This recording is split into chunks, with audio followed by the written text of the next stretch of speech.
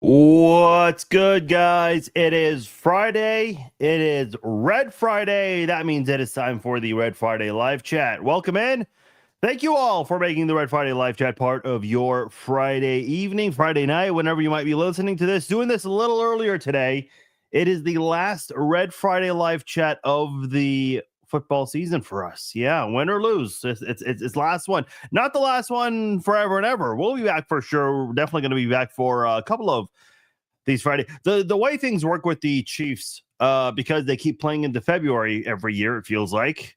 Um, Obviously, there's a very quick turnaround from the Super Bowl to the combine, and then free agents re-signings and whatnot, and then that goes right into NFL free agency. So we're going to be keeping very busy. We're not going away anytime soon, regardless. There's always going to be a lot to talk about with Kansas City here. But in the meantime, we have one game left. That is Super Bowl 59. Everyone's excited for this one. The Chiefs and the Eagles here.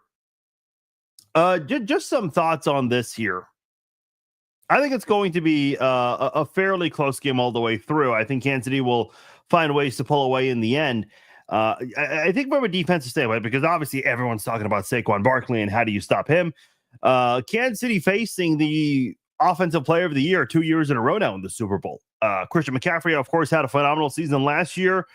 Definitely a big step up with Barkley and the type of season he's had. Look, Spags has been in this position many times where time and time again, he's had to put together a formula to shut down or limit these big name players in the playoffs. The most notable one, Tom Brady and the Patriots in 2007, when they were looking to pull off an undefeated season. Spags and his defense put a stop to that, holding them to 14 points. I think that was the final score, I think 17-14, if I recall correctly.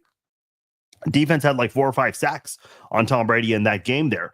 And then you look at some of the other playoff games where the Chiefs have kind of come through. The game against the Bengals, the AFC Championship game 2 years ago, where people just wondered, how do you stop this Bengals offense, especially when they were 3-0 against Mahomes at that time? Finally pulled off that big one win, and that was go to the Super Bowl 2 years ago to play the Philadelphia Eagles, the start of the three-peat. I would say last year when the Chiefs had to face the Bills on the road, who had a great season offensively speaking, didn't allow a big play of 20 or more yards.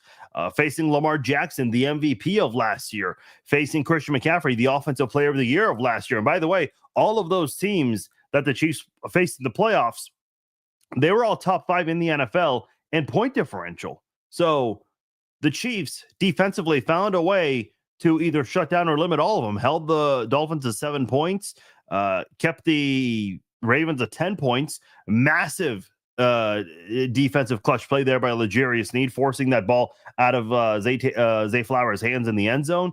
An end zone pick by the Chiefs defense. A lot of things that went Kansas City's way defensively speaking. They also play the Bills, like I said.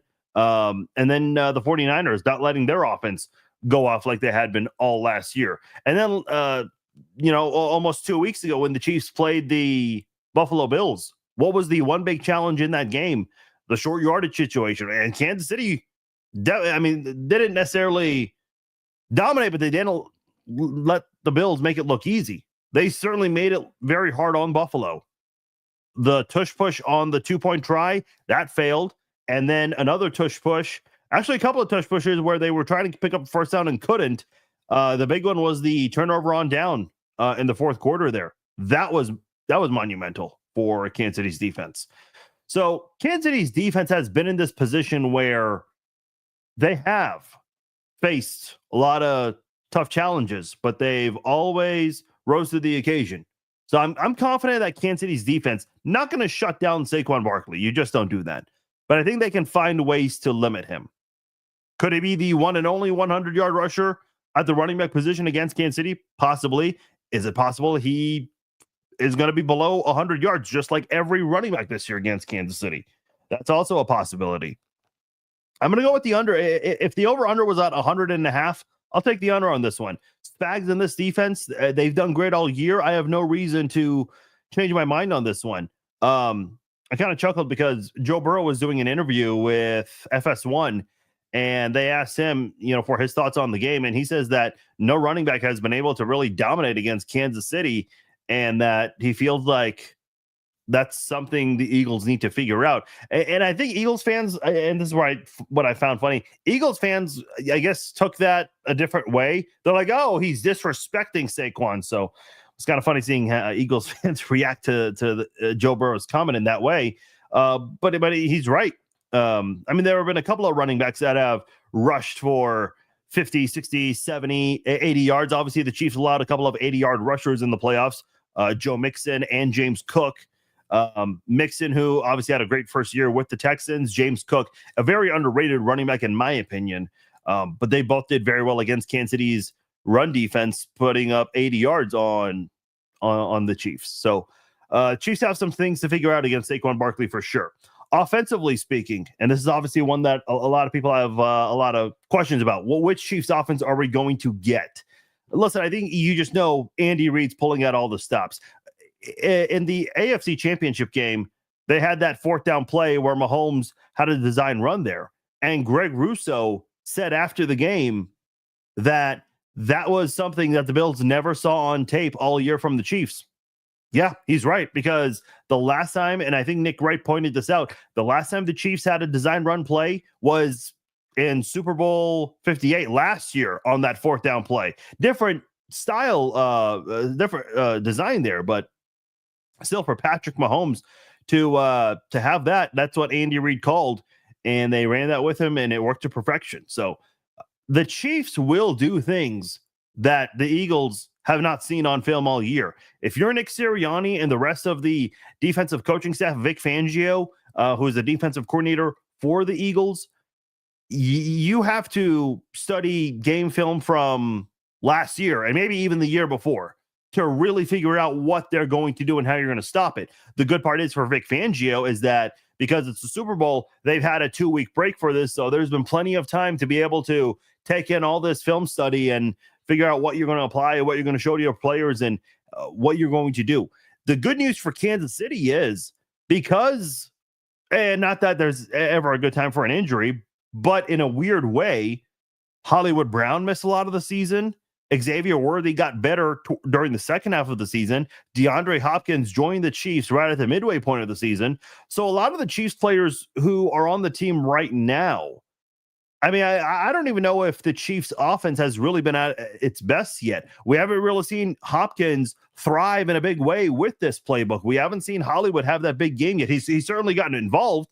And we talked to Garrett Dieter earlier in the week, former Chiefs wide receiver, who mentioned that, it certainly helped having Hollywood back. The offense certainly looks faster for sure. They're able to be more consistent, and we've seen that in the playoffs, definitely. I would say Hollywood Brown not playing a lot of games with Patrick Mahomes, that's kind of an unknown right there. And I know the intention was not to have Hopkins be a decoy or to only have one catch in these 2 playoff games, but in a weird way, that kind of works in Kansas City's favor because Vic Fangio does not know everything that that the Chiefs are going to do. Because who were the Chiefs wide receivers for a majority of the season? Okay, Xavier Worthy was one of them.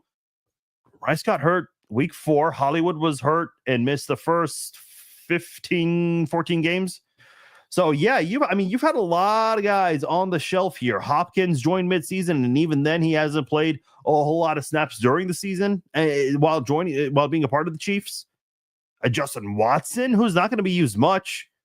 He will be used, but not a whole lot. You just look across the board with the offense, there's a lot of unknowns. So if you're a guy like Vic Fangio, you probably have had to go back to game film from DeAndre Hopkins and on other teams, and same with Hollywood Brown, to see what is it about these guys that makes them as good as they are, and figure out what you're going to do. That is a job of a coach. That really is, and it sounds like a lot.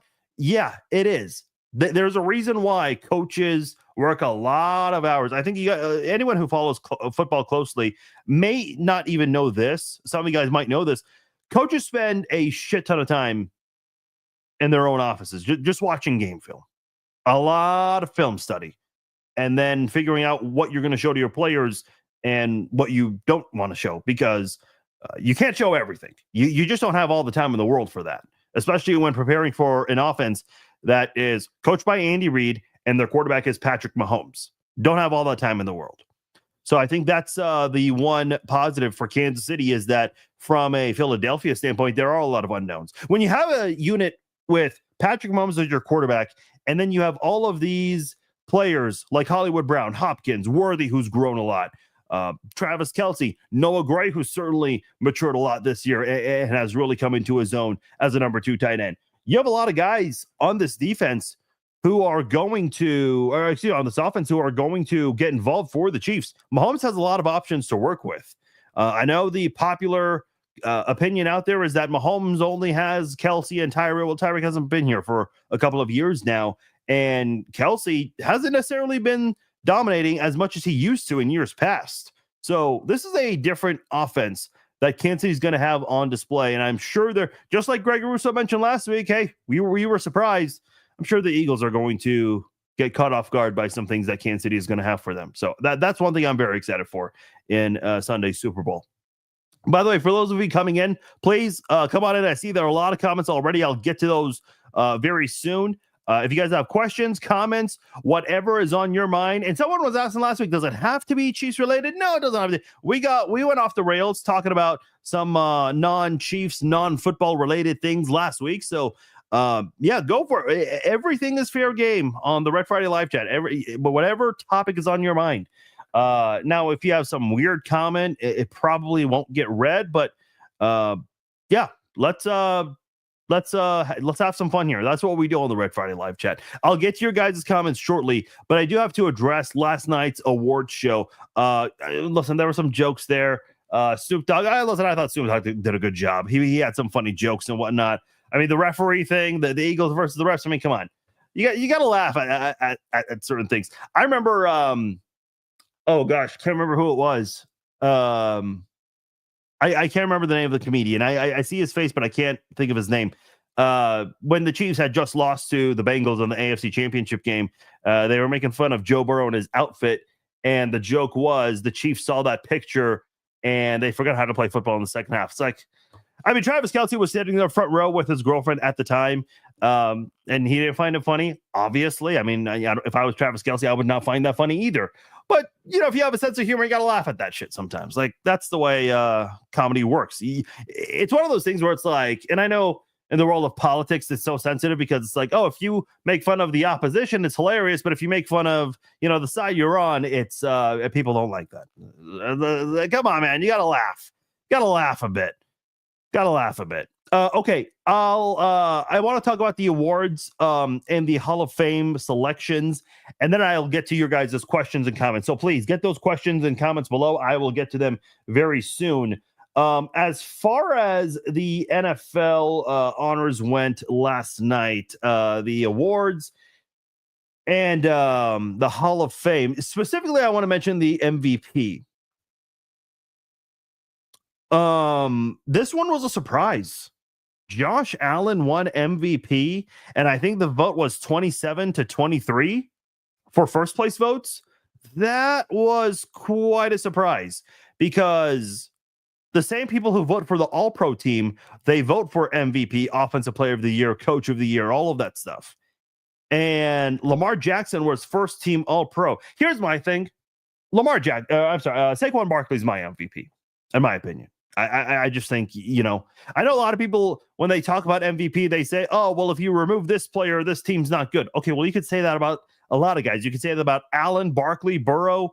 You could say that about Lamar. You could say that about Mahomes. So there are a lot of guys you could say that about. So at that point, you just have to pick the best player of that group right there. And a majority of the voters picked Josh Allen. I do think between Allen, Barkley, and Jackson, and listen, I'll even include Joe Burrow in here because I think statistically speaking, Joe Burrow was the best player this year. There's no doubt about it. but you just can't give MVP to someone who didn't make the playoffs. When was the last time in the NFL someone won the MVP award but didn't make the playoffs, or in any sport for that matter? I mean, I would have to do some research on that. I don't know if someone's put that information out there, but you just can't, you just don't see that. So I'll just keep it between Allen, Barkley, and Jackson, because I think those were the main three that people were talking about all year long.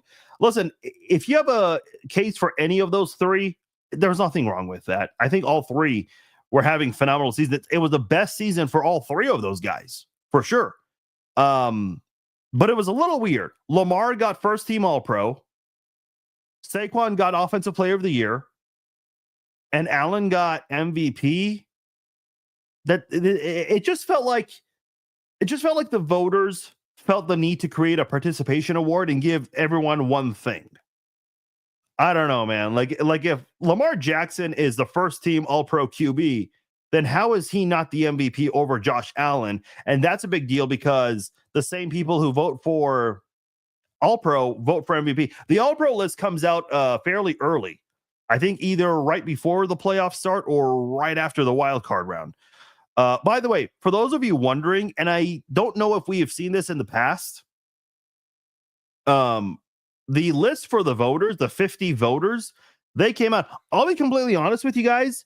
I was shocked. I did not realize how many people from different outlets. I seriously thought, because they call it the Associated Press, the AP award, I seriously thought it was 50 writers from the Associated Press. That's how I thought this whole thing worked.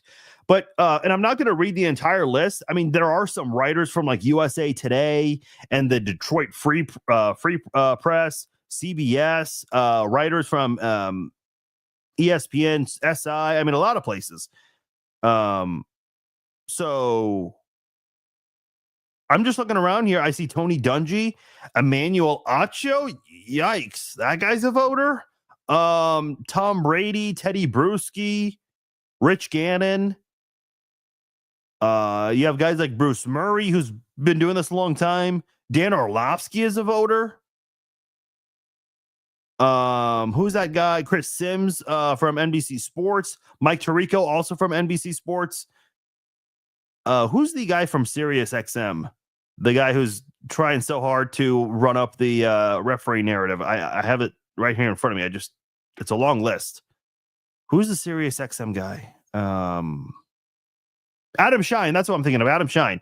It's funny because Adam Shine also had Joe Burrow on his show, and he was trying so hard to get Burrow to run with this narrative, and Burrow just kind of shut it down, which I thought was hilarious.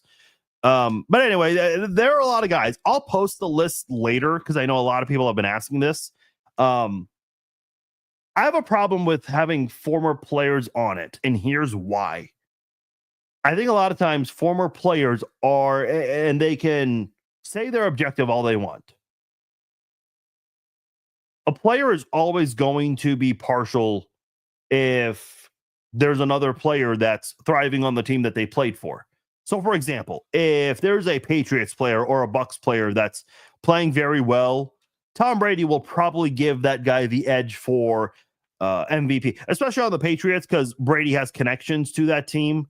Like Vrabel, obviously he played there, and then his former teammate Mike Vrabel is the head coach there. And I think Josh McDaniels is now back in New England, so he'll definitely be very partial in wanting to maybe vote that way. If you want to have an award voted on by former players, I like that. But let the AP be the people who are actually in the journalistic world.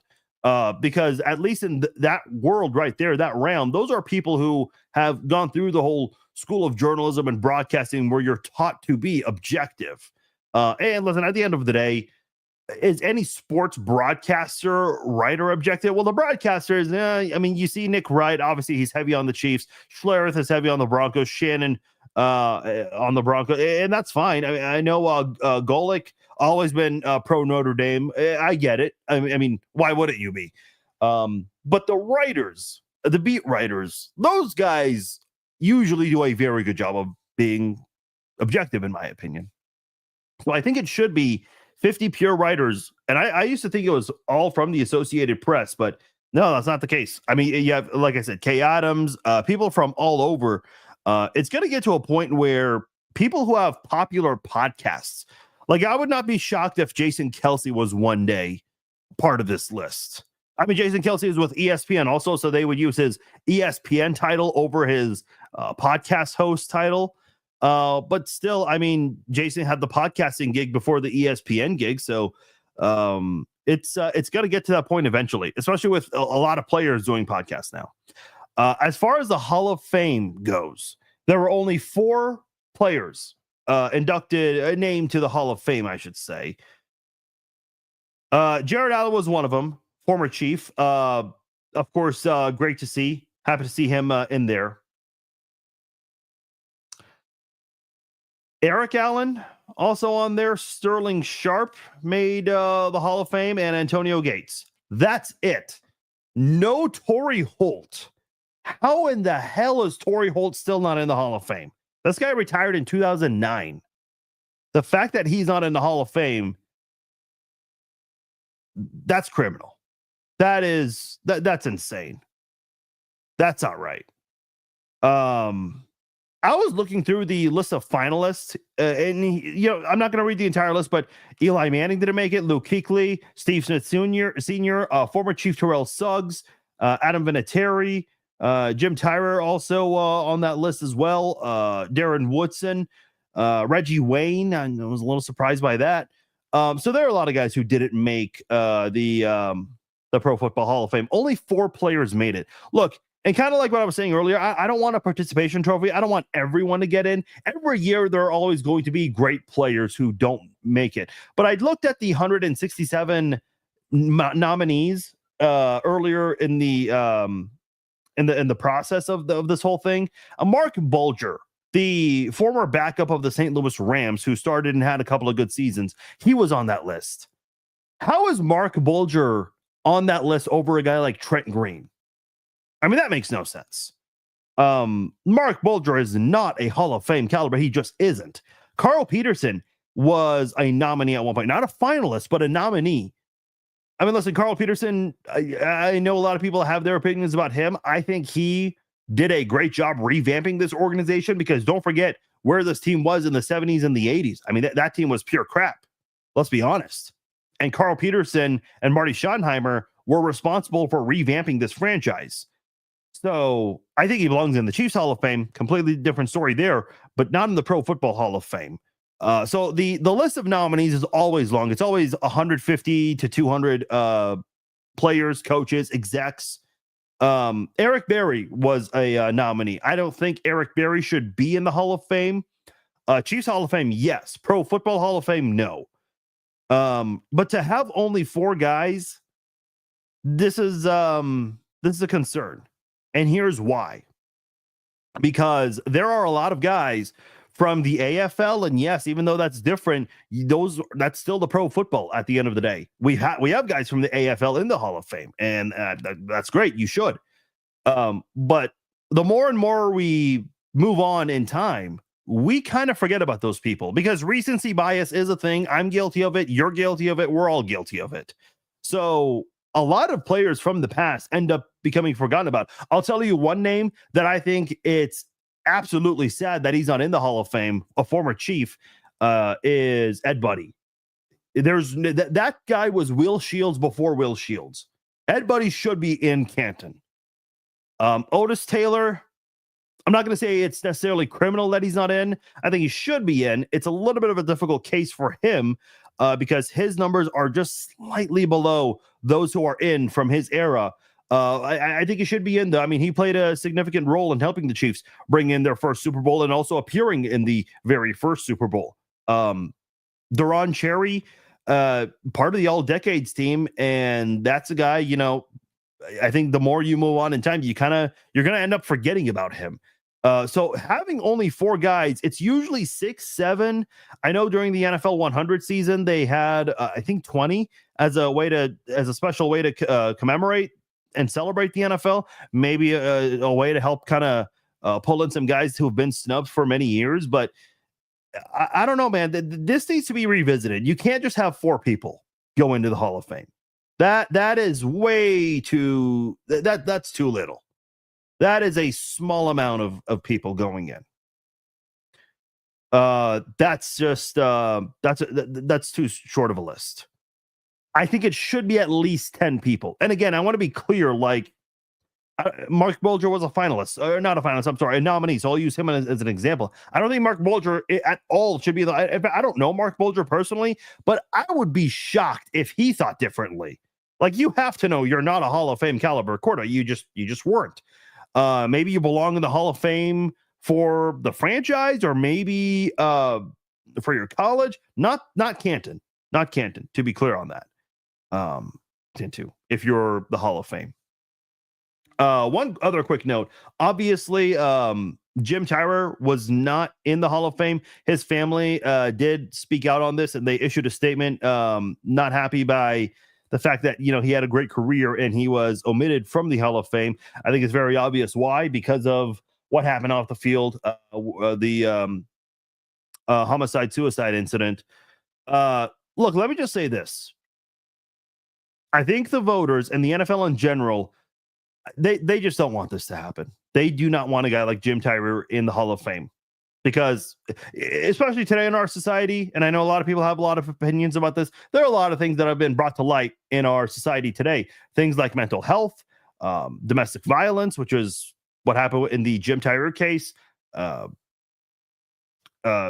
things like sexuality, race. A lot of things have been emphasized more in our society recently than they have in years past. I'm listening on Radio Row, and there are a lot of players that want to promote what they do interviews, but they want to promote a charity that they're a part of or that they are running. And there are a couple of people out there that have charities that are partnering up with involving mental health. That's something that you would not hear 10, 15 years ago. And so a couple of the players even mentioned, yeah, this is not really a thing that no one ever talked about a while back. So anyway, my point is, I think because of some things that have been brought to light more today in our world, including domestic violence, I just think the NFL, not that the NFL has control of this, the voters are the ones who select who goes in and who doesn't. But I think the voters are kind of in the same boat as the NFL. Like, do we want to make this happen? And let me just take it a step further. Every year during the NFL honors, they have the memoriam. And in that memoriam, O.J. Simpson was not included. Let me just first off say I saw parts of the award show. I was doing a bunch of things. So I heard about this, and there were a lot of people reacting to this. Listen, if you are not happy about that, I get it. And if you think that was the right move, I get that as well. But if they're not willing to acknowledge the death of O.J. Simpson, who is in the Hall of Fame, what makes you think they'll ever want a guy like Jim Tyrer in the Hall of Fame? I just don't think they want that. I don't think it'll ever happen. So we'll see. I mean, listen, just because someone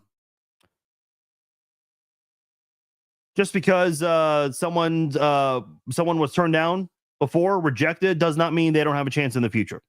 So it's not the end for Jim Tyrer completely.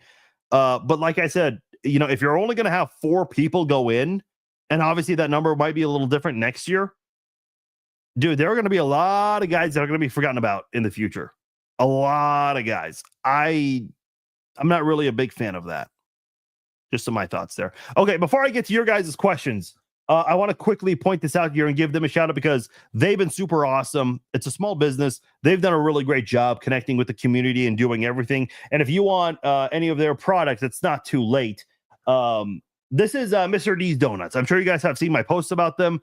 They have done a great job this postseason creating these Chiefs themed donuts. They've done this for a few years now, and I mean, they're awesome. They let me kind of get to see film the behind the scenes. There you see those Chiefs donuts right there. They're making the artwork, the amount of time they put in there. I mean, when you eat a donut, you don't think much of it. But having seen how they make all of these, I've got a lot of respect and appreciation for people who make donuts. You never think of that kind of stuff. You really don't. But here they are. I mean, just designing them. This one's my favorite. This is the Patrick Mahomes donut there. The detail on this and the different things you have to do for this one, definitely really cool. I like this. Look at this. There's the headband. Then you see the hair, and then right after that, the smiley face to complete everything there. So a lot of great work, great detail on there. Mr. D's Donuts. They are open 5:30 in the morning until 12 or until they run out of donuts. So if you're one of those people who want to get your hands on those Chiefs themed donuts, there is the QR code. Take a screenshot of it, and if you're just by yourself, you can actually hold your finger on that for a couple of seconds, and the QR code will pop up. People don't realize that. People think you need another phone to take a picture of the other phone. I used to think that as well, but if you just put a finger and hold that QR code for 2-3 seconds, the link will pop up. That's the cool part about QR codes. I did not know that for a very long time. I actually learned that last year. So there it is. They'll have them over the weekend, and they do run out very, very quickly. And again, they open at 5:30 in the morning. Yes, they are up while a majority of us are probably still in bed. So check them out. They're super awesome. It's a small business. The owner, Johnny, got to know him. They recently got featured on ABC News, which was super cool. They deserve it. They really do. Great people. Met his wife and some of his workers there. They're all super awesome. They were all friendly. And, I was trying to not get in their way while they were working their magic, doing their thing. So really cool group of people. And obviously it's family owned, small business. So go support local. Again, it's Mr. D's Donuts in Shawnee off 75th and Neiman. Yeah, 75th and Neiman. That's where, well, hold on. Let me double check. I don't want to give the wrong location here. And then I promise I'll get to everyone's questions here. No, I was right. 75th and Neiman. First instinct. Gotta go with your first instinct. Okay. I just saw Matt McMullen tweeted. Let me quickly pull that up here because I think there might be something going on in the Eagles locker room. I see all of you guys pointing that out in the comments here. Obviously, the big news yesterday: Jalen Carter, the standout defensive lineman for the Eagles, second season with the Eagles, he is sick, and that's not good. You know what else is not good is this is not loading for me. This is a problem. But I'll get it figured out shortly. If it ever comes up, I might just have to pull this up on my phone here. It sounds like there is a bit of a flu going on in the Eagles locker room here. What is going on with Twitter? Twitter does not seem to want to work today. Okay, so I'm looking right here. Jalen Carter doesn't have a game status, but there are a couple of players with the flu here. Kobe is out. He was on IR. Brandon Graham is listed as questionable. Was limited in practice the first 2 days, but was a full participant today. So he's listed as questionable. Uzama is listed as questionable, and Nick Gates, their offensive lineman, is also questionable. But really, the more important one there is Brandon Graham. But I think in general, you're just looking at this Eagles team. They're very close to full strength. Brandon Graham going to try to play. It sounds like it's going to be his final game, the final game of his career. So, we'll see what happens. We beat the best defenses and the best offensive players in the league, and we're still standing. Yeah, and not just this year, but in years past. I mean, look, the Chiefs faced Josh Allen. They played Lamar Jackson, Christian McCaffrey last year.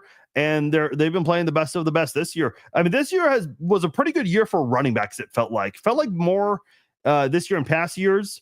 I mean, Derrick Henry was dominant this year, but the Chiefs shut him down. And the only guy above him was Saquon Barkley. So we'll see what they do.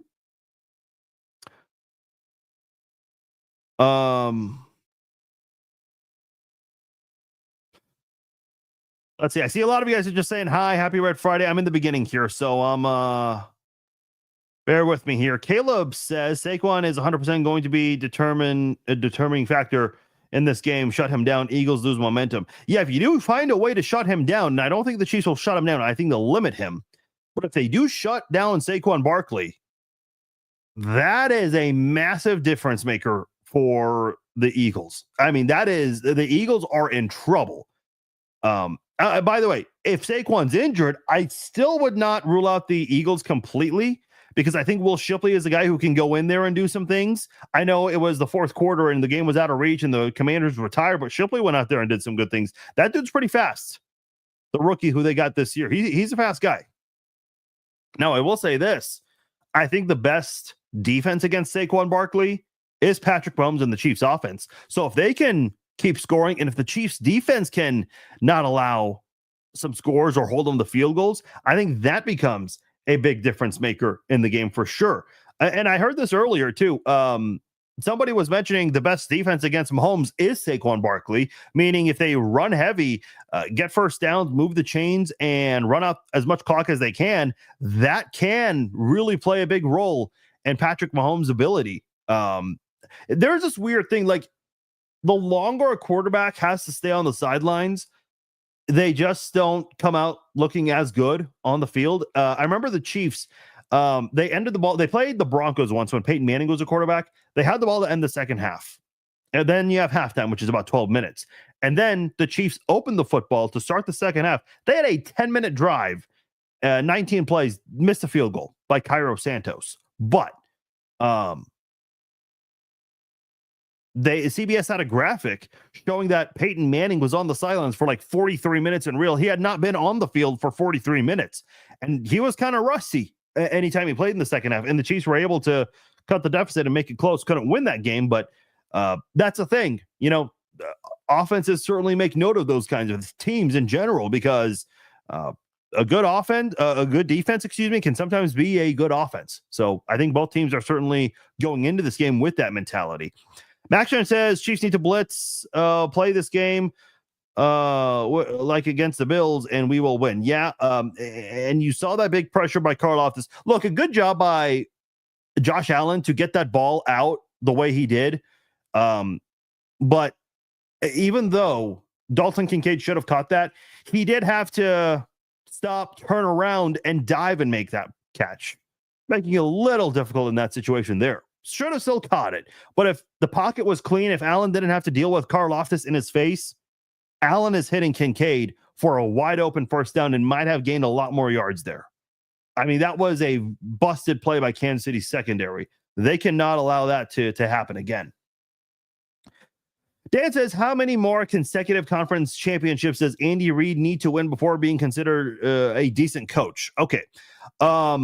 It's a good question. You're not the only one who asks this. Everyone's going crazy over Andy Reid not getting coach of the year. Andy Reid only got 4 first place votes for coach of the year. Listen, I don't think a lot of people realize this. Coach of the year goes to the coach that exceeded expectations by a wide margin.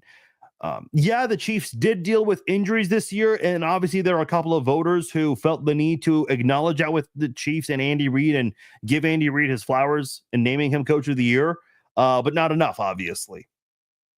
Here's the thing.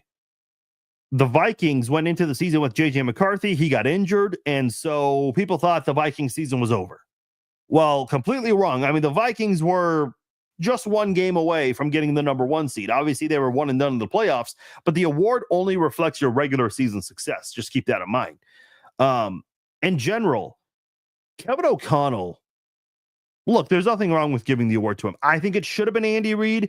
I mean, I'm obviously partial. Everyone is. Like I said, when we were talking about the voters earlier, everyone's going to be partial towards certain people, which I get. That's human nature. But I just think that Andy Reid's not going to win coach of the year ever, because the Chiefs are always expected to do well. The only way the Chiefs will, Andy Reid will ever win coach of the year is if Patrick Mahomes gets hurt. Yes, I know the Chiefs dealt with a lot of injuries anyway, but if Mahomes gets hurt and has a season-ending injury, that's the only way. And I mean, not just that, but you have to still win, keep winning. That's the only way Andy Reid's going to win it. Either that or you got to go undefeated from start to finish.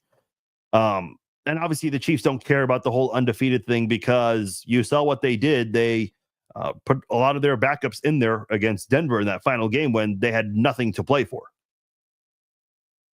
Yeah, the O-line's got to hold up against a very stout defensive line there that the Eagles have.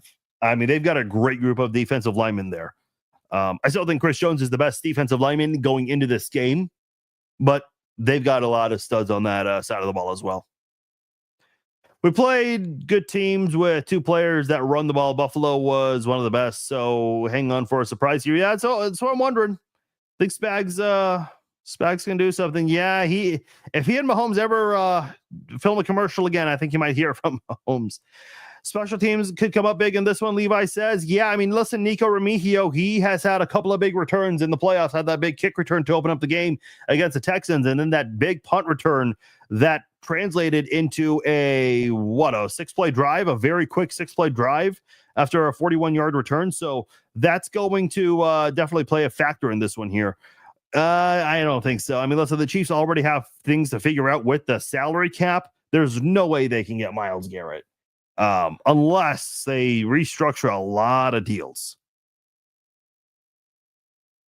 Less worried about Saquon because I know Spags will have a plan. No one rushes 400 yards against Spags in the playoffs. I'm more worried about the never-ending drives based on 4 to 6 yards of rushing that wear out the D-line and keeping our offense on the way. Yeah, but we kind of just talked about that, Dan. No, it's a valid concern for sure. Ogle says all those voters should be fired. Remind me what time Kevin O'Connell is coaching tomorrow. Yeah, but Dan, you got to understand, like these awards here only reflect the regular season. In fact, if you actually pay attention at the end of the broadcast of the NFL honors, they do this every year. They have a little note on the screen, big letters that, and I don't know word for word what it says, but it basically lets you know that it's a disclaimer that these awards only reflect the regular season. I mean, listen, if we're going to give the awards, like if we were to literally vote on them today, well, yeah, I think a lot of people would pick Saquon Barkley over Lamar for sure. Maybe Allen, but he's not here. Like it's so easy to give Coach of the Year to Andy Reid because he's here. It's so easy to give MVP to Saquon because he's here. That's why these votes, for those who don't know, the votes are submitted the Monday after the regular season. So this is all regular season awards. Thank you, Brad. Appreciate it. And by the way, I forgot to mention a big shout out to the guys over at KCTV5. They had me on again. I got to meet Desmond Moses, who played for the Chiefs. Also was with the Packers, played at Tulane, which is where the Chiefs are this week, using their practice facilities to prepare for the Super Bowl. So I had a lot of fun with them. And I was talking to them after the show, their host and their producer. And they definitely want me back next season to do some things with them, more things with them. So would love to do it. Told them my door is always open. So just be on the lookout for that if you guys are in the area and you have Channel 5. I feel like if the Chiefs lose, what did they get out of it? They should be awards for the coach. If the Chiefs lose, I don't know what you mean by that. Lose the Super Bowl? I mean, the Super Bowl has nothing to do with these awards because, like I said, these are regular season awards. Yeah, that's a good question, Brad. That's what I'm asking. Why was it only 4? Should have been a hell of a lot more than 4. A lot of you guys not happy about Andy Reid. Yeah. Wait, Tone Diggs? Are you sure? Hold on. Let me go through that list one more time. Are you sure he was a voter?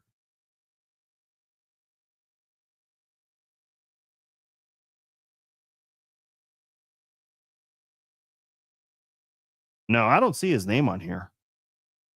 Because it's listed in ABC order. And the people whose names start with the D, Nate Davis of USA Today, Tony DeGiulio of ESPN, and Tony Dungy. Unless he has a different name that I'm just missing.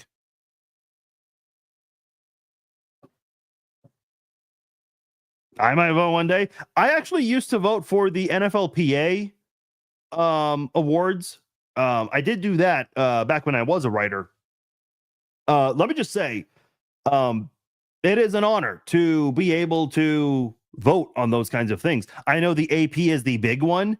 The NFLPA is usually considered the second biggest one. I always took it very seriously.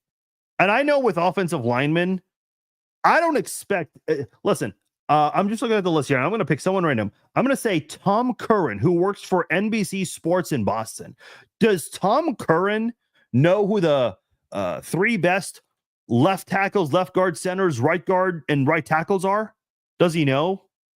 I mean, I don't. I would have to do extensive research on that. So when I had to vote on, all pro guys for the offensive line, I definitely had to do my research on those things. I don't think a lot of people do, to be honest with you. They really don't. They're not really sure who to put in there. Adam Vinatieri should have been in. Yeah, I do agree. That guy's had clutch kicks in the Super Bowl. So, and I appreciate the sub, EC1 Football. Thank you on YouTube. And by the way, for those of you who haven't already, because I know a lot of you guys are watching, if you haven't done so already, please do subscribe to the YouTube channel. Let me just put that out here. There it is. So if you haven't done so, please subscribe to the YouTube channel. Yeah, see, that's my thing, Caleb. I think, the more time goes on, we have a lot of players who will become more eligible, and recency bias is always going to win. So guys from the 90s, they're going to start becoming forgotten about almost. I mean, I feel like Duron Cherry, he's a guy in the 80s. He's kind of forgotten about at this rate. We have guys from the 70s and the AFL era, the AFL and NFL pre-Super Bowl, that are kind of being forgotten about at this point. What's up with the Jason mask? I like it. That was signed by CJ Graham. So I love Friday the 13th. I haven't seen all of them. I probably have not seen them in order, but I will one day. I mentioned this before. Listen, I love football. I really do.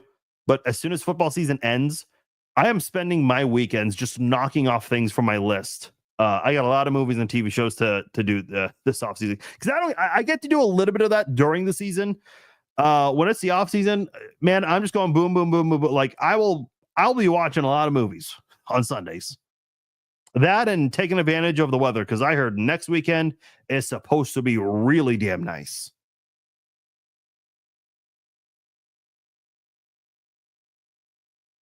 Huh. Max Shan, your Brett Favre reference there. Oh, Darren Sharper is who you're referring to? If the Chiefs win the Super Bowl, will Travis Kelce retire? The indications he's been giving this week are that he's not. Andy Reid, or I'm sorry, Clark Hunt said the same thing about Andy Reid. But here's my thing. Even if they were going to retire, would they say it? No, it'd be a huge story and it would turn into a distraction. So I would not expect them to say it anyway. How about a coach like Bill Belichick? I think you might say Bill Belichick. He has to be away from the sport for 5 years, which I don't agree with. Because he is in his 70s. Listen, I hope he's healthy and still alive and kicking for a long time, but you just kind of get a little nervous because maybe he won't be there to witness his Hall of Fame nomination and induction. By the way, I saw all the jokes about him and his girlfriend. People are like, "Oh, is that his granddaughter?" And they're rocking the rings, the Super Bowl rings. Belichick has 8 of them, 6 as the head coach, 2 with the Giants, I think. And someone commented on Instagram that his girlfriend, who's like 26, she wants to wear the 2002 Super Bowl ring because that's the year she was born. I was like, man, when you put it like that, look, everyone's like, age is just a number. No, it's not. Shut up. What does a guy in his 70s have in common with someone in their 20s? I mean, I get they're both adults, but that's weird. Good on Belichick, though. I mean, she's hot. And obviously she loves his money. Caleb's saying, if the Chiefs accomplish a three-peat, will you be satisfied, and will your expectations of the team lower over the coming years? Let me just say this. I mean, if they three-peat, yeah, of course. I was thinking about this today.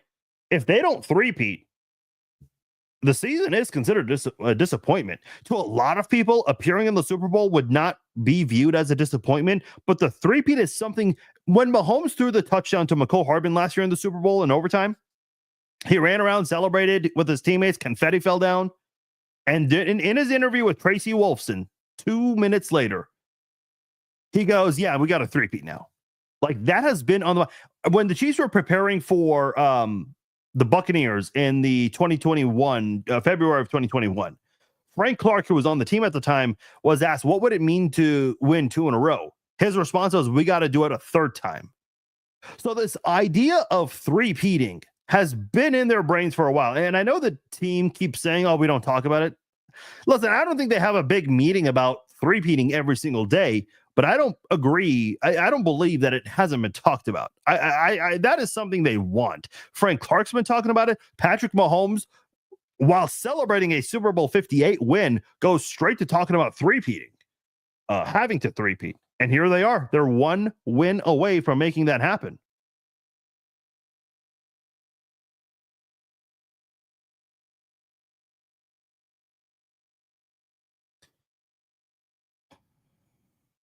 I'm seeing this debate in the comments about Brady versus Belichick, like who needed who. Listen, man, I've never really been a big fan of this. But look, Brady obviously went on to win without him in Tampa, but I still think Belichick was a big mastermind behind all of that. I don't think Brady wins 6 and appears in 3 more with the Patriots without Belichick. I really don't. Listen, Andy Reid, phenomenal head coach, but he never won the big one until he got Mahomes. I mean, that's just the reality of it. And I know it sounds like we're diminishing Andy Reid, and I want to be clear, I'm not, because I still think Andy Reid is helping Mahomes. And I see it the other way around. I see a lot of non-Chiefs fans who really try hard to discredit Mahomes and saying that Andy Reid is the reason. Then why didn't the Chiefs win a Super Bowl before Mahomes? Why did Andy Reid coach 18 years before his first ring? Why didn't he not win a Super Bowl before then? I mean, he had Alex Smith. Alex Smith, again, with all due respect, love and appreciate everything he did for this franchise, turning this franchise around in 2013. But Alex Smith never won a playoff game with Tyreek Hill and Travis Kelce together. He won a playoff game. That was in 2015 before Tyreek Hill was drafted. Never won a playoff game with those two together, referring to Tyreek and Kelce. I mean, with Mahomes, everyone said, oh, Tyreek's gone. Chiefs are doomed. Well, the Chiefs have reached the Super Bowl literally every year since trading Tyreek. And as a result, the new response is, oh, Andy Reid's the reason. It's like, okay, now you're just not wanting to give credit to the guy because you're jealous that he's so good. And listen, I get it, because Brady was in Foxborough for 18 years. He leaves. And so that opens the door for everyone else to kind of, I guess, spread the wealth a bit. No, Kansas City just comes right in. They're like, yeah, we're going to start winning all of these games now. Obviously, the Bucks won one more, giving one more for Brady. The Rams won one, but every other Super Bowl has been Kansas City's.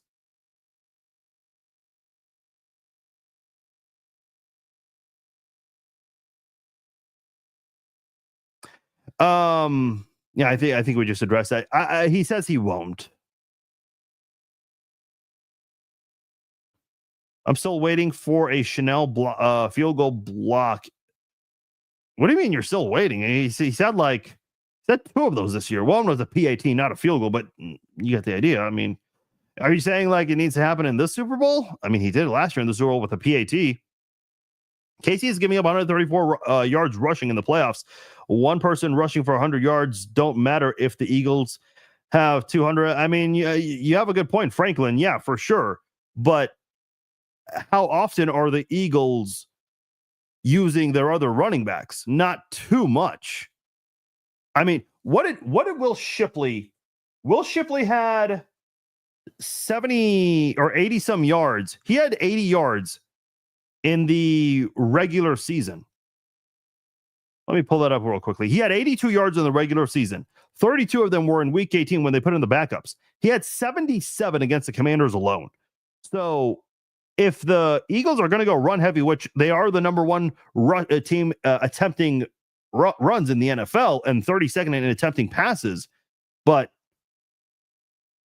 I mean, if they're going to be running, a majority of it is going to be from Saquon, and you'll see a little more from Jalen Hurts, and then maybe a small percentage, a very, very small percentage from maybe either Gainwell or Shipley. So, I mean, I still think at the end of the day, not having an individual run for 100 yards is significant.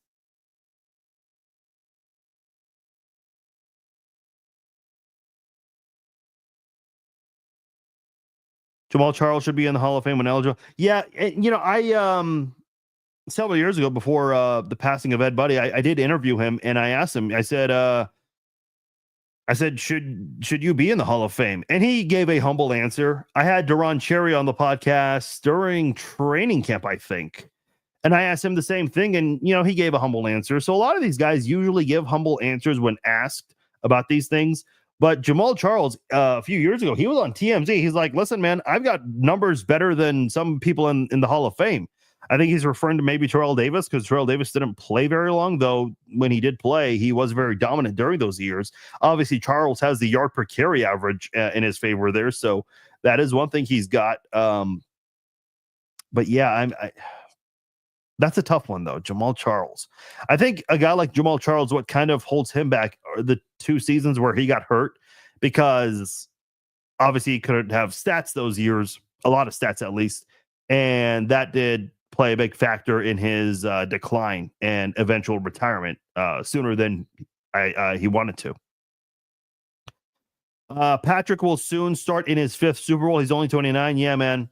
And listen, 29 is not necessarily young anymore in the NFL. Like, I mean, 35, 36, that's when, the conversation gets brought up about retirement. Look at Kelsey right now. Hopkins is 32, 33. I've looked this up before, so I should know. Yeah, he's going to be 33 in June. And I've seen it's not getting as much attention, but there are people out there kind of throwing the possibility of him retiring. I don't think he will. What TV shows are people watching currently? I'm watching Dexter, Original Sin, so good. Deal or No Deal Island. So I don't watch. The Traitors is really good. I love The Traitors. I used to watch Big Brother back when it was good. I'm also a big fan of Survivor and The Challenge. So I recognize a lot of the people who are on there. So that's kind of fun. Deal or No Deal Island. I know Dr. Will is on there. Obviously, I think everyone watched Deal or No Deal when it first started with Howie Mandel. It seems like it's a very different show now. I know Boston Rob was on Deal or No Deal last year. I'm kind of thinking of giving Deal or No Deal Island a try because of Dr. Will. Dude, Dr. Will is a legend. He really is. Yeah. Uncle Bill, man. Uncle Bill. He's got game. AKA money. Yeah, listen, man, I'm not a big fan of Trump. I'm also not a detractor of the president. And by the way, I should have referred to him as President Trump, excuse me. Because I know in the past I've referred to presidents as just Donald Trump or Joe Biden rather than President Biden or President Trump. Again, regardless whether you like him or not, I think that's the right way to refer to people high up there. So in the past, I've done that. I'm trying to not do that anymore. But yeah, I mean, listen, I get people have their opinions today about politicians. It's very different the way stances are being displayed more than ever before. So I don't know. Listen, I'm not really a fan of either side right now. So I'm not really too crazy about politics like I was earlier on. Listen, Dave Ramsey says it best. What happens in your house matters a lot more than what happens in the White House. And listen, I mean, politicians always make promises that they never keep. It's the way it is. Oh, that's Tony DeGuino. Okay, DeGuilio. Sorry, however you say it. It says ESPN. Yeah, okay, Brad, you're right. That's him then. If that's yeah, because it says Tony on the list, not Anthony. But you mentioned the last name. I'm like, oh, I just read that last name. How much you want to bet he is going to try and make it all about him? Probably also going to try and make or demand a speech before or after the president. Listen, I don't think he's going to do that. He attends a lot of UFC fights. I mean, he doesn't feel the need to do any of that. There's one fighter, Colby Covington, who's a massive supporter of President Trump. And he actually said that if he were to win the belt, which he didn't, then he would have the president put the belt on him. And Dana White, the president of the UFC, was like, no, Secret Service would not allow that. I'm like, why? I mean, unless the fighters are not going to go after him, like they're just not. But anyway, my point is, like, Secret Service, I guess they're far more strict. Like, I guess even if you wanted to go in, I guess Secret Service would not allow it, according to Dana White. So even if he wanted to make it about him, I just don't think that would be allowed in that situation. I don't know. I mean, listen, they give him a walkout and he waves to the crowd and everything. So, I mean, he has that, and that's really it. He just goes to a seat and he watches like everyone else. I still think, I think you meant to say think, you put Mahomes in the Bills uniform and he wins a Super Bowl. See, I'm seeing a lot of Bills fans bring this up. I don't know, man. Here's the thing. It's a hypothetical that really I just don't know. I'm not sure. I mean, we could find out in an alternate universe. What are your thoughts on the Raiders signing Pete Carroll and Chip Kelly? Will they improve a lot? I think those are great hirings. I really, really do. If you're going to hire a 74-year-old head coach, that 74-year-old better be Pete Carroll. I mean, that dude is one of my favorite football coaches. I hate that he's on the Raiders, but that is a fantastic addition for the Raiders, as well as Chip Kelly, former college rivals, now in the NFL. Obviously, Kelly, not as a head coach, but as an offensive coordinator coming back to the NFL. The Raiders still have a lot of work to do, but I think coaching can help turn things around. Now, if Pete Carroll cannot get things going in the right direction, who will? That's what I want to know. Because we hear it every year. Oh, this person's going to turn around. No, this person. No, that person. I don't know, man. I've seen this song and dance so many times. I still think the Raiders have a lot of shit to figure out. So until then, they're still the Raiders. A little more respected now with the coaching staff, but I mean, if Pete Carroll cannot figure it out, I don't know who the hell can.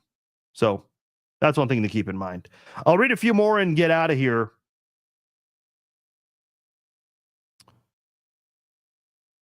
You guys remember when we went 2-14? We are so down. Oh yeah, I remember those days. I remember covering KU football that same year, and they only won one game because that was Charlie Weiss's first year there. So that was just a depressing year as a football fan, because I was covering KU for the UDK, and then I was covering the Chiefs for Bleacher Report.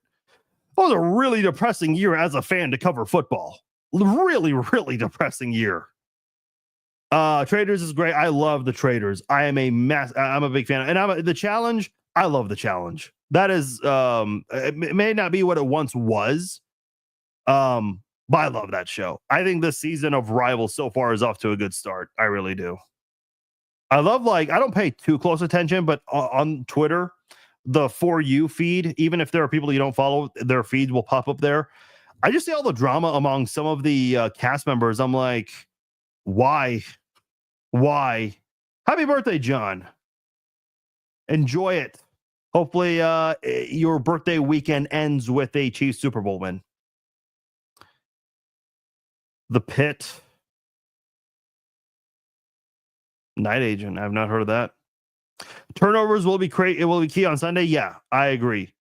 The team that makes the fewest mistakes for sure. The Chiefs have not made a lot of mistakes with the football since getting DeAndre Hopkins. No interceptions from Mahomes since the Buffalo game. He did fumble last week twice. One of them was called back because of the offside call. Shocker, I know. Clearly offside. But the other one was clearly on him. So, yeah, the Chiefs don't make a lot of mistakes.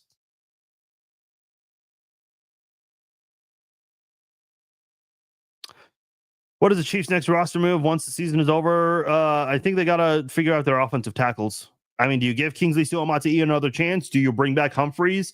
What do you do with Juwan Taylor? I mean, that is the first order of business, in my opinion.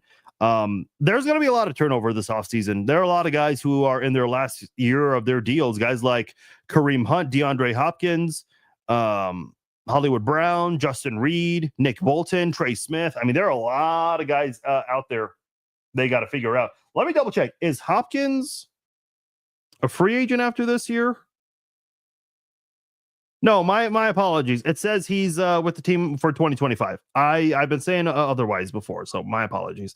I was under the impression that he was on a 1-year deal with the Chiefs, um, and that deal was from the previous contract. But no, I must have been mistaken because it says 2025 void.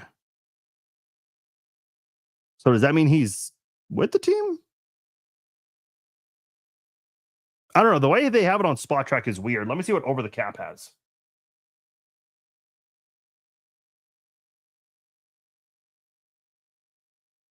Yeah, they have the same thing. So I don't really know what all of those things mean for 2025, 26, 27. I mean, I get there's an option and void and all that, but is he with the Chiefs during that time? I don't know. Haven't looked into that too much, obviously. The Bills curse is real. Yeah. I mean, 4 years in a row and 0-4 against Mahomes. It's like, that's rough. That is rough. Is it weird not to be nervous? No, I was not nervous last week going into the game. I was nervous when the Bills took the lead. I'm not nervous going into this one. You would think I would be, but I don't know. I feel pretty good about the Chiefs. I really do. Thoughts on the Chiefs going after Cooper Kupp? If they keep Hollywood Brown and DeAndre Hopkins, I don't think they're gonna go after Kupp. I mean, if they do, that'd be insanity. But I don't think that's. I think that's too much there. I'm disappointed in Snoop. I'm a lifelong fan, and he went too far with that comment. Oh, come on, Holly. It's just a joke. Come on, like that's the purpose of comedians. They're just there to have some fun, not really meant to be taken too seriously. I don't know. Like I don't get upset over that kind of stuff. That's just me, though. On that note, I am going to go ahead and get out of here. Thank you guys so much. This was a great Red Friday live chat. The last one of the football season. We'll still be back next week because obviously a lot to talk about, win or lose this Sunday. We have a lot to talk about next Friday with the off season. So make sure you guys join me for that Red Friday live chat. We'll still be here. As far as the weekend goes, I might pop in tomorrow night for a quick little chat. The eve of the Super Bowl. I'll do that. It won't be anything formal like this. But I'll just do it whenever, sometime Saturday night. And then Sunday morning, 10 a.m. Central Time, pregame live chat. Join me for that. We'll talk about the game one last time. And then halftime, we will do our halftime live stream. We'll make it as quick as possible because I want to see the halftime show. I'm sure you guys want to as well. And then after the game, we will do the Chiefs Zone podcast live. It'll obviously be the final post-game podcast of the season. I'll have the link for you guys to call in for the video chat. Turn on your audio or click the link first. Then you turn on your audio, your video, put in your name. And we treat it like a call-in show, like a radio show. So do that, and we will chat it up after the game. I want to hear from all of you, whether you want to call in or whether you just want to write in the comments. I'm sure there will be a lot to talk about Sunday night. So make sure you join me for the Chiefs Zone podcast after Super Bowl 59.